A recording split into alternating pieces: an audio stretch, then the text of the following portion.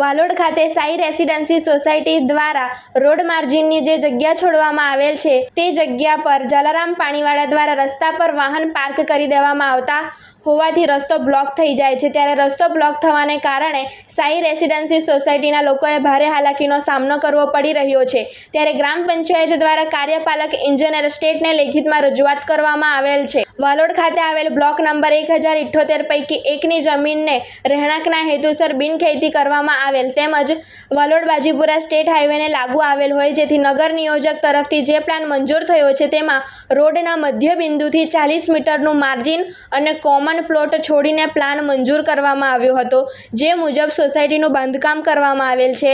ત્યારે આ block number 1078 પૈકી એકમાં જલારામ પાણીવાળાએ રહેણાંકના હેતુસર થયેલ બિનખેતીમાં કોમર્શિયલ હેતુસરનું બાંધકામ કરેલ છે અને સોસાયટીમાં મુખ્ય પ્રવેશ માર્ગ વાલોડ બાજીપુરા સ્ટેટ હાઈવેથી સોસાયટી જવા માટે જે પ્લાન બતાવવામાં આવેલ છે તે રોડ માર્જિનના જમીન અને રસ્તા ઉપર જલારામ પાણીવાળાએ પોતાના વાહનો પાર્ક કરે છે અને આ વાહનોના કારણે રસ્તો બ્લોક થઈ જતો હોય છે। ત્યારે સોસાયટીના રહીશોએ પોતાના વાહનો લઈને બહાર નીકળવું હોય તો સ્ટેટ હાઈવે પર નીકળવું તેમના માટે મુશ્કેલ થઈ પડતું હોય છે। ત્યારે રસ્તો બ્લોક થવાને કારણે કોઈ અઘટિત ઘટના બને તેની શક્યતા પણ વધવા પામેલ છે, જેથી વાલોડ ગ્રામ પંચાયત દ્વારા વ્યારા કાર્યપાલક ઇજનેર સ્ટેટને લેખિતમાં ફરિયાદ કરી જલારામ પાણીવાળા સામે કાયદેસરની કાર્યવાહી કરવા માંગ કરી છે।